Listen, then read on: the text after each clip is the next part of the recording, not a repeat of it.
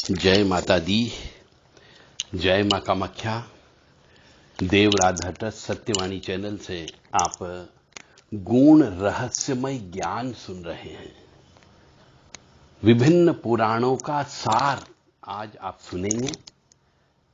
कुछ बातें आपको कड़वी लग सकती है, दिल को चोट पहुंच सकती है, आत्मा दुख सकती है, तो मैं एडवांस में अग्रिम आपसे क्षमा याचना चाहता हूं।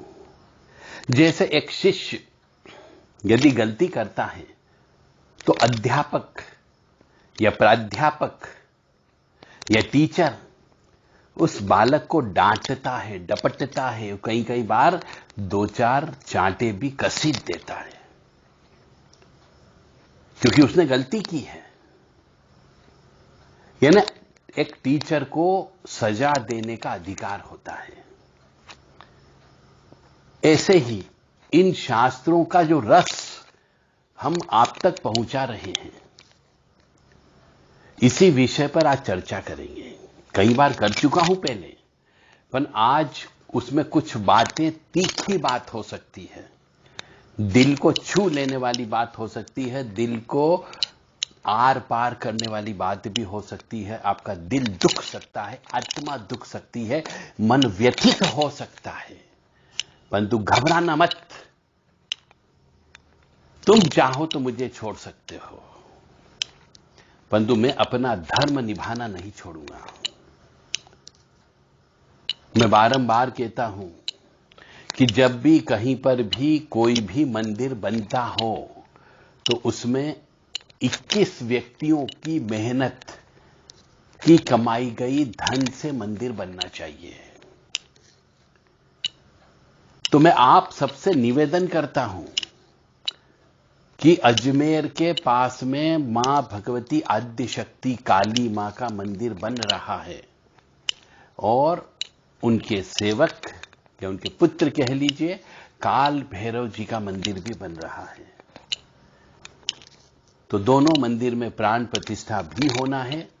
गुप्त नवरात्रि इसके लिए नियत की गई है, क्योंकि गुप्त नवरात्रि में ही काली मां और भैरव जी, क्योंकि काले देवता हैं, दोनों की प्राण प्रतिष्ठा हो सकती है। और चूंकि गुप्त नवरात्रि में हो रही है तो तंत्रात्मक रूप से उनकी प्राण प्रतिष्ठा होगी। वैदिक और शास्त्रीय विधि विधान का भी पालन किया जाएगा, परंतु 80% तंत्रात्मक विधान से जो गुरु गम्य है उससे इन दोनों की प्राण प्रतिष्ठा का कार्यक्रम रखा गया है। तो हमारे जितने भी मेरे से जुड़े हुए छात्र कहूंगा मैं, छात्राएं कहूंगा मैं, कन्याएं कहूंगा मैं, बच्चियां कहूंगा मैं, मेरी बेटियां कहूंगा मैं,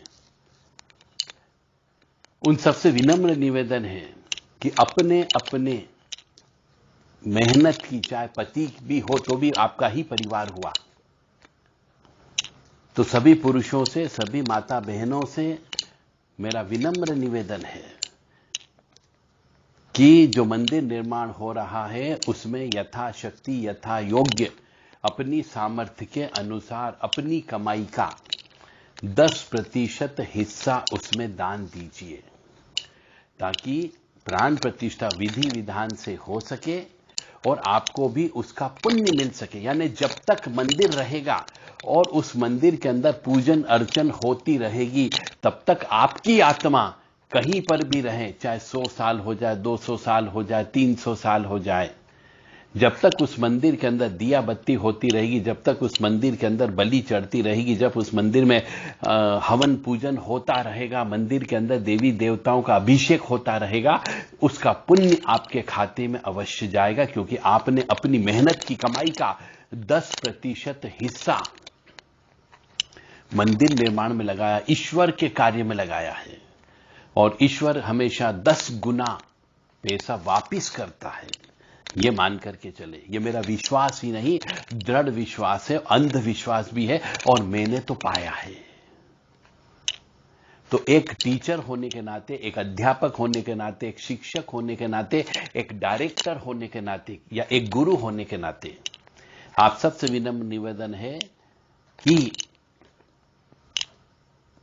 अधिक से अधिक संख्या में आप सब लोग उस मंदिर को निर्माण करने में सहयोग प्रदान करें, ताकि मूर्ति की प्राण प्रतिष्ठा विधि विधान से, तंत्रात्मक रूप से और शास्त्रीय रूप से, वैदिक प्लस तंत्र दोनों का मिला जुला वहां पे प्राण प्रतिष्ठा होगी और मनुष्यों के जो वहां पे पूजन अर्चन करेगा, दीपक लगाएगा, सेवा करेगा, उसके काम अवश्य बनेंगे। यदि मेरी आवाज सुनने के बाद भी यदि आप नहीं जागते हैं, यदि मेरे दिए गए निर्देशों का पालन नहीं करते हो और आप ये कहते हो कि साहब हम तो घर परिवार कैसे चला रहे हैं हम ही जानते हैं, ऐसा जिंदगी भर कहते रहोगे, भगवान के लिए आप अपने 100 रुपए में से 10 रुपए खर्च नहीं कर सकते, तो भगवान फिर आपको ऐसी सजा प्रदान करता है कि आपके लाखों रुपए मेहनत की कमाई प्लस सोना चांदी प्लस मकान प्लस जमीन बिक जाते हैं। किसी मनुष्य को ला इलाज बीमारी लग जाती है, हॉस्पिटल में पानी की तरह पैसे बहाते हैं और व्यक्ति भी हाथ से चला जाता है। इन सबसे बचने के लिए भी दान देना चाहिए। अरे पैसा कहीं पर भी खर्च करो, परंतु पुण्य के काम में खर्च करो। यदि आप हॉस्पिटल में दवाई दारू में इन्वेस्टिगेशन रिपोर्ट में खर्च करोगे तो पैसा पाप में चला जाएगा और मनुष्य भी चला जाएगा, शरीर को भी कष्ट होगा, आत्मा को भी कष्ट होगा और धन से दरिद्री हो जाओगे।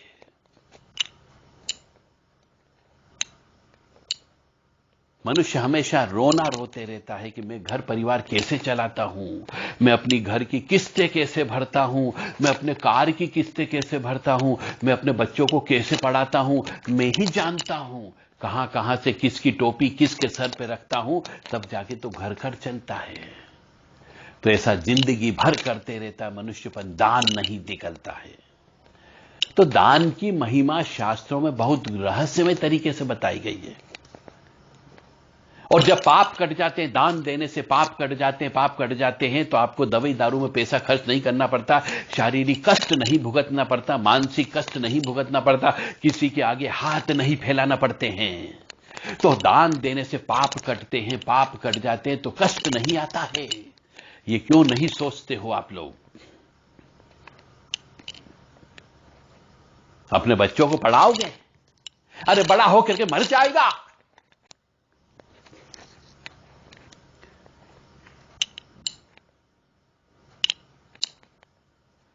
बहुत कठोर। ईश्वर हमेशा बहुत कठोर होता है। कई बार माता पिता के सामने बच्चे का मर्डर हो जाता है, कई बार माता के पिता के सामने बच्चे की मृत्यु हो जाती है। इससे बड़ा पहाड़ उन माता पिता के ऊपर क्या पड़ता होगा जब अपने पुत्र की अर्थी को कंधा देते हैं। तो इन सब कष्टों से बचने का तरीका है दान दो, और ऐसी जगह लगाओ जो जन्म जन्मांतर तक आपको आपके परिवार वालों को सुख प्रदान करता रहे। इसीलिए मंदिर बनाए जाते हैं कि मंदिर 100 साल में नहीं टूटता है। मंदिर जब बन जाता है तो कई बार 100, 200, 400, 500, 1000 साल तक मंदिर मेंटेन रहता है, बशर्ते कि उसके कुल के परिवार वाले उस जगह मेंटेन करते रहते हैं। तो इसलिए मंदिरों में जितनी ज्यादा पूजन अर्चन होती रहेगी, उतनी ही आपके खाते में उतना अंश ऑटोमेटिकली पुण्य स्वरूप पहुंचते रहेगा। चाहे आप मर जाओ, किसी भी रूप में रहोगे, कहीं न कहीं जन्म तो होना है, क्योंकि कोई भी आत्मा अजर अमर नहीं होती है। उसे प्रकृति के नियम का पालन करना ही करना पड़ता है, उसे दोबारा से पुनर्जन्म लेना होता है। किसी भी योनि में ले सकता है, चाहे वह कुत्ते की योनि में हो, गाय की योनि में हो, पशु पक्षी कीट पतंग किसी भी रूप में हो सकता है, परंतु उसको वहां पर भी उस पुण्य का फल प्राप्त होता है, क्योंकि पूजन अर्चन होती रही है। यानी एक बार का इन्वेस्टमेंट है, और ता जिंदगी जब तक मंदिर रहेगा, पूजन अर्चन होती रहेगी, तब तक पुण्य आपके खाते में ट्रांसफर होता रहेगा। यानी वन टाइम इन्वेस्टमेंट है, वन टाइम एफडी मान लीजिए, और ब्याज जब तक वो वहां पर एफडीआर का पैसा आपका रहेगा, तब तक पुण्य आपके खाते में ट्रांसफर होता रहेगा। इस रहस्य को समझो और अपनी श्रद्धा भाव से दान अवश्य दीजिए। क्योंकि मैं बार बार कहता हूं, शास्त्रों का, पुराणों का जो सार तत्व है यही कहता है कि दान निकालो, दान दो। दान देने से पाप कटते हैं और पाप कटने से सुख मिलता है, दुख नहीं मिलता है। और जब सुख मिलता है तो घर के अंदर आनंद की प्राप्ति होती है। और आनंद लक्ष्मी जी का पुत्र है, तो लक्ष्मी जी अपने पुत्र से मिलने अवश्य आती ही आती है। इसलिए वहां पर लक्ष्मी की कृपा बनी रहती है। और जहां लक्ष्मी की कृपा बनी रहती है वहां पर सुख, समृद्धि, शांति और निरोगी काया होती है। ऐश्वर्य होता है, इज्जत होती है, मान सम्मान होता है, धन दौलत होती, कीर्ति होती है, ख्याति होती है। इतने सारे सुख आपको यदि पाप कटने से मिलते हैं तो क्यों पाप नहीं काटना चाहते हो?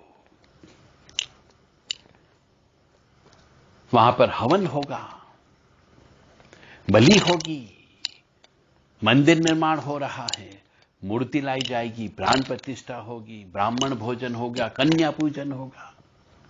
कहीं न कहीं तो आपका धन पुण्य के काम में अवश्य लगेगा।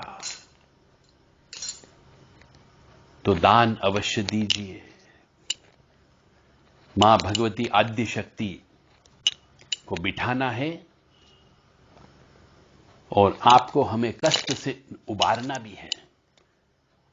क्योंकि आपको कष्ट आएगा तो आप हमसे ही प्रश्न करोगे, सबसे पहले हमको ही याद करोगे कि गुरुजी ये कष्ट आ गया है, आ जाइए।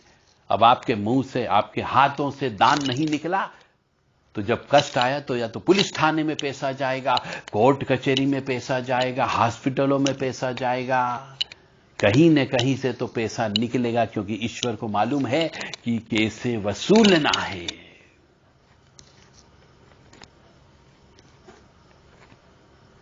इसलिए कंजूस मत बनो, मक्खी चूस मत बनो हो। और उस कहावत को चरितार्थ मत करो कि चमड़ी चली जाए पर दमड़ी नहीं जाएगी।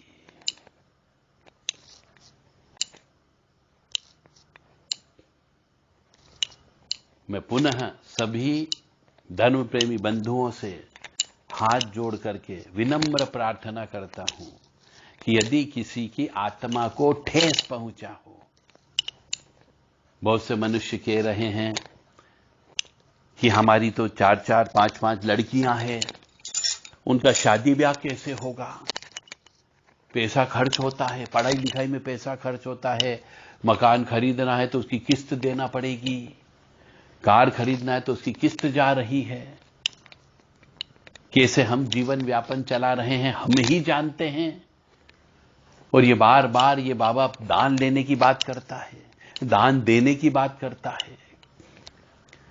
तो जो जीवन की सच्चाई है, पुराणों का रस है, वो मैंने आपको पिलाने का प्रयास कर रहा हूं कि आप ये कड़वी दवाई है पियो, ताकि आप स्वस्थ रह सको, आपका परिवार स्वस्थ रह सकता है। अन्यथा तिल का ताड़ बनने में समय नहीं लगता है, एक झटके में, एक क्षण के अंदर जिंदगी परिवर्तन हो जाती है। एक क्षण लगता है बस।